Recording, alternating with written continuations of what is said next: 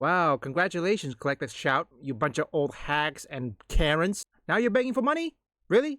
Yeah, like any people is going to listen to you. Yeah, no. So yesterday we talked about this tweet from Melinda Tankard-Reese, the co-founder of Collective Shout, and how she said, Gamergate on steroids, abuse of small all-women team at Collective Shout, documented by at Online Hate, the full name apparently being Online Hate Prevention Institute, this organization out of Australia.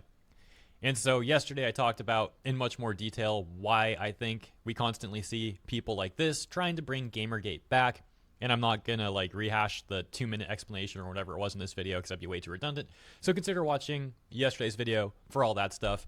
But this takes us to the new situation, because yesterday's response that we just saw from Melinda Tankard-Reese was probably one of the worst responses they possibly could have given, and yet things now just got even worse for them, as Smash JT says, breaking, shared with me via anonymous tip email. Collective Shout has been caught sending out emails labeling anyone daring to question their authoritarian approach as quote-unquote enemies. That doesn't sound like something a quote-unquote victim would say. No, that's not. Collective Shout, what are you trying to do? Protect movement? Okay, first off, I want to know who the hell is going to participate in this. Collective Shout, are you aware that you just unite everybody, including Anita Sarkeesian? And also, Neil Druckmann doesn't say a damn word. Anita Sarkeesian is joining in the conversation of censorship. And again, censorship doesn't care if you're either Israel, Palestine, Russia, or Ukraine. They will come for you. For any people who still think they are either pro-Palestine or pro-Israel, censorship can cancel both of you. In particular, in the fourth screenshot, we can see them asking for money. Yeah, they want your money. No surprise. This is the exact playbook that we've seen from so many of these organizations. They're always either making some nonsensical virtue signal and or attacking gamers and or trying to enact censorship or some combination of all of the above. And then when they get criticism and backlash for it, they turn around and play victim and then ask for donations. Yes, it happens every single time. Sometimes it's a little deeper than that because they try and get government grants in various ways. Notice I said various ways. I'm not going to break down all of it, but specifically how it pertains to the whole playing victim in the context of Collective Shout here, it's unlikely they would just run to the government and ask for a grant because they're getting criticism online. Which also, to the people of Australia and my viewers from Australia, again, I feel sorry for you. You guys don't deserve people like these guys, like Melinda Tankard or Collective Shout, okay? Seriously, I'm certain some of my viewers who are from Australia must have their shop removed, or in this case, their shop sign removed because of Collective Shout. Fortunately, it's changing. Well, yes, it's a small change. Like, for example, UK is now facing protests by their own people, where the people of the United Kingdom calls Keir Starmer a traitor. And they're now protesting against Keir Starmer for immigration. Okay, yes, it may not relate it to this, but don't forget, they also have an elite police unit to capture someone who is protesting against them for immigration policy. In this case, anti-immigration posts. That's where these organizations like Stop Online Hate or whatever they were called come in, because they take that part, they go to the government, they say, hey, we're doing this good thing, even though we know that's not true. But they say, hey, we're doing this good thing. And even organizations like Stop Online Hate support us. Are there any grants available to support the kind of thing that we have going on here? And sometimes out of governments like Australia, and definitely out of Canada, we've seen this, they end up getting these grants. Now, I'm not saying Collective Shout has, and there's a reason I mentioned Canada specifically. I know much more about how the stuff works in Canada because of all the looking into it I did over firms like Sweet Baby Inc. and the whole like Ghost Baby thing and whatever else all those were called.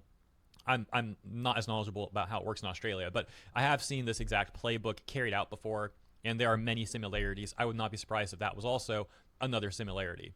Another case in point, this reminded me of the organization Take This, which I've talked about extensively in the past. Hopefully you guys have seen those videos. That was like a year ago now, maybe close to 2 years ago when it first began. And Take This is an American-based nonprofit organization, and they claim to be standing up and caring about mental health in gaming. But from what I've seen, they don't really, at least in my opinion, do much of anything, if anything, to actually help gamers with their mental health.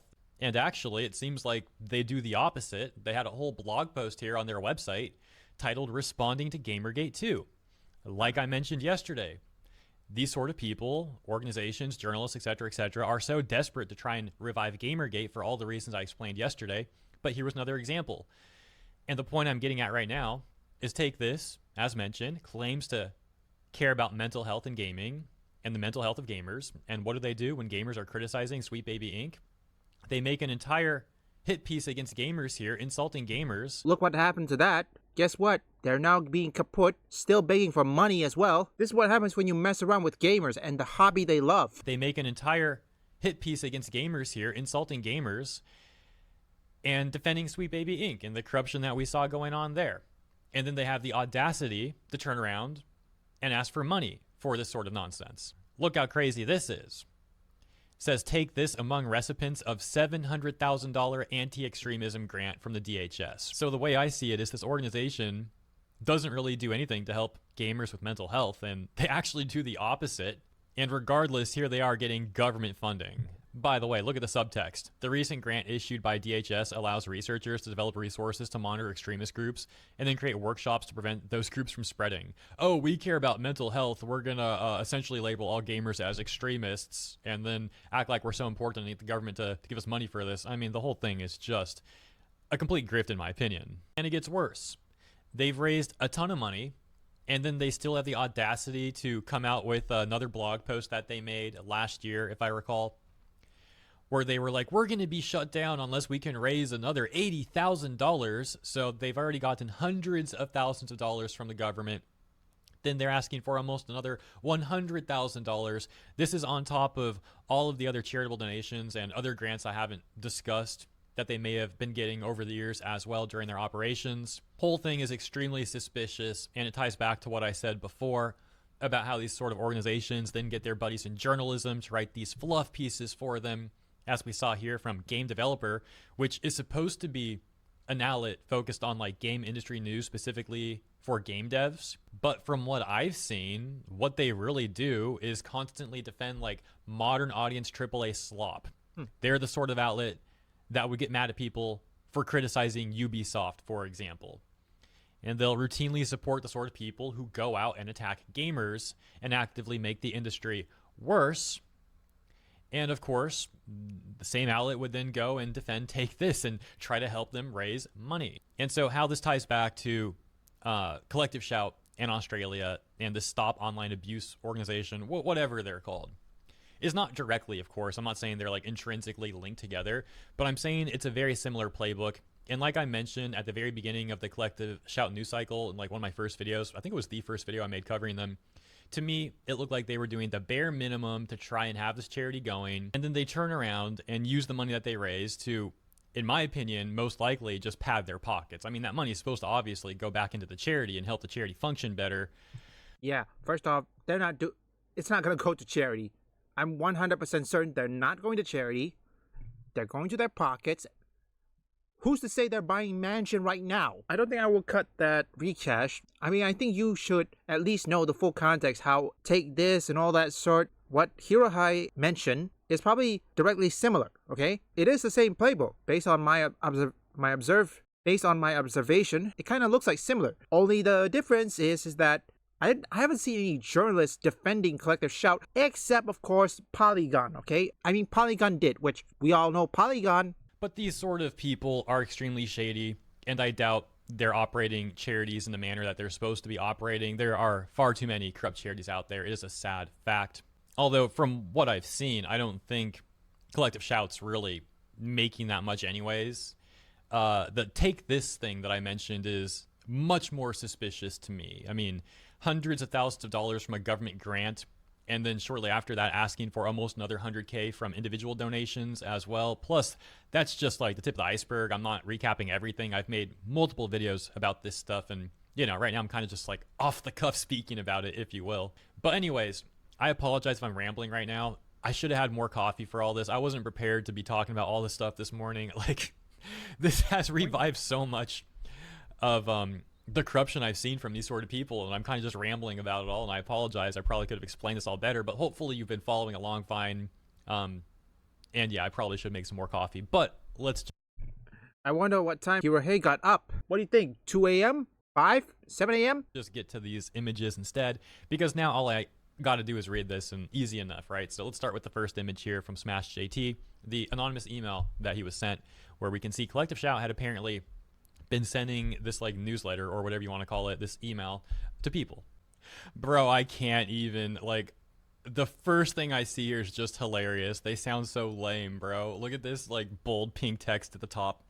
We cannot let our enemies win. Oh my gosh. Okay, here we go. Dear Redacted, over the last 2 weeks, we have been subjected to the largest coordinated cyber attack in Collective Shout's 15-year history. A cyber attack? Oh my gosh, bro. Our team has been hit with a daily barrage of vile abuse and harassment. We have been bombarded with these terrible things. Our images have been morphed into terrible things. We have been doxxed. Haters have circulated our photos and tried to find our home addresses. Protect the movement. 10 petitions were launched against us, full of false accusations. Elon Musk retweeted one of them. There are currently hundreds of YouTube videos slandering us. Okay, first off, why would people want to try to find your home address? Collective Shout, you said you were doxxed. Why were you doxxed if your information is publicly available? Elon Musk, of course he is. This vicious pile-on, our enemies are trying to destroy our operating systems. They've gone after our global allies, charitable partners, ambassadors, and other backers. They've tried to get social media platforms to shut us down, but we won't let them. Your tax-deductible gift today, Will.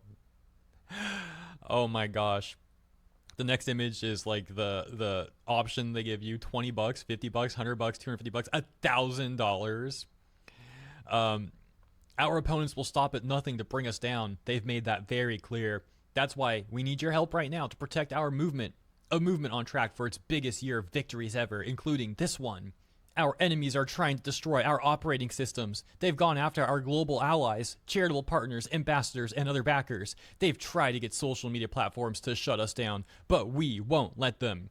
Your tax-deductible gift today will help us protect our cyber systems from malicious attacks. Help keep our online spaces free of women haters and trolls. Help us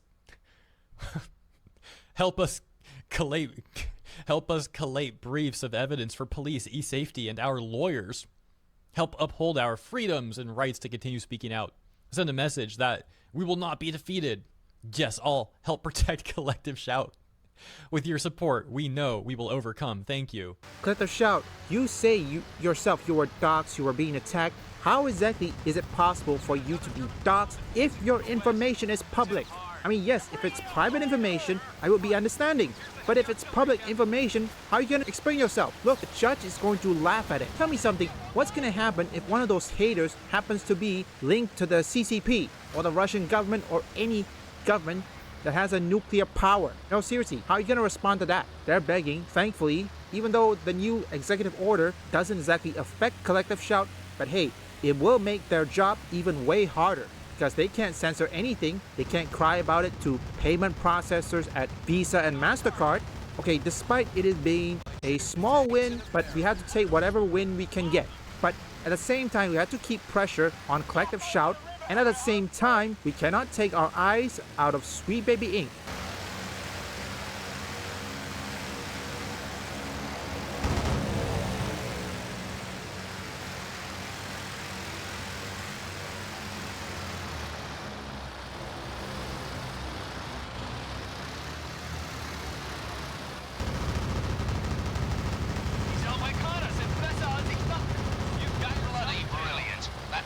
I was getting a little nervous there.